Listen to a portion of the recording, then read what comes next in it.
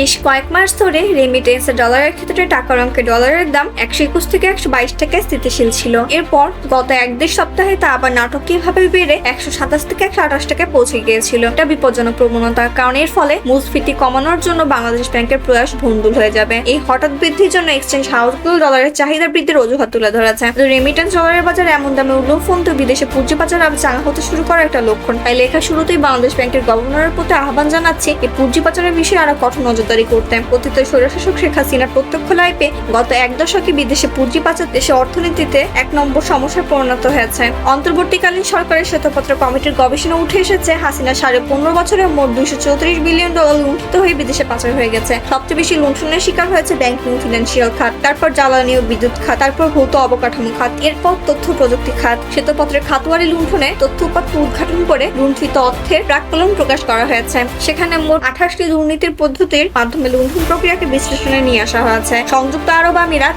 Canada, যুক্তরাষ্ট্র, যুক্তরাজ্য, Singapore, Malaysia, Hong Kong, Bharat এবং কয়েকটি ট্যাক্স হ্যাভেন সবচেয়ে বেশি অর্থ পাচার হয়েছে। লুটেরা রাজনীতিবিদদের সক্রিয় পৃষ্ঠপোষকতায় অলিগার্ক ব্যবসায়ী, আর্থিক খাতের খেলোয়াড়, দুর্নীতিবাজ আমলা, ঠিকাদার ও মধ্যস্বত্বভোগী হাসিনার আত্মীয় স্বজনেরা এই লুটপাট তন্ত্রের প্রধান অংশীদার। এই লুটেরারা পারস্পরিক সমঝোতার মাধ্যমে দেশের নির্বাহী বিভাগ, সিভিল প্রশাসন, বিচার বিভাগ, আইন বিভাগ ও আর্থিক খাতের প্রতিষ্ঠানগুলো, সরকারি রাজস্ব আহরণ বিভাগগুলো ও বিনিয়োগ নিয়ন্ত্রণকারী বিভাগগুলো চরম দুর্নীতিগ্রস্ত করে ফায়দা হাসিলের অংশীদার করে ফেলে। দেশের বিনিয়োগ ও রাজস্ব আহরণকে এরা দুর্বল করে ফেলে। বৈদেশিক মুদ্রার রিজার্ভে ধস নামিয়েছে। দেশের সামষ্টিক অর্থনৈতিক ব্যবস্থাপনা ও সুশাসনকে তছনছ করে দিয়েছে। হাসিনার স্বৈরশাসন উৎখাতের পর মাত্র কয়েকজন ছাড়া উপরে উল্লেখিত লুটেরা ও পুঁজি পাচারকারীদের প্রায় সবাই নানাভাবে দেশ থেকে বিদেশে পালিয়ে গেছে, কয়েক লাখ টাকা থেকে শুরু করে কয়েক কোটি টাকার বিনিময়ে। এসব পলাতক লুটেরা একজন দেশের আন্তর্জাতিক সীমানা নানা গোপন পথে ভারতে পাড়ি দিয়েছে। কয়েক মাস অতিবাহিত হওয়ার পর এখন তাদের বেশিরভাগের সাময়িক অর্থ সংকটে পড়ার আশঙ্কাকে উড়িয়ে দেওয়া যায় না। পারিবারিক সদস্য ও আত্মীয় স্বজনের সহায়তায় তাদের বিদেশে অবস্থানে অর্থ সংকট কাটানোর জন্য ওইসব দেশে আরো বেশি বৈদেশিক মুদ্রার সরবরাহ তাদের জন্য প্রয়োজন হয় স্বাভাবিক। সন্দেহ করার জোর কারণ আছে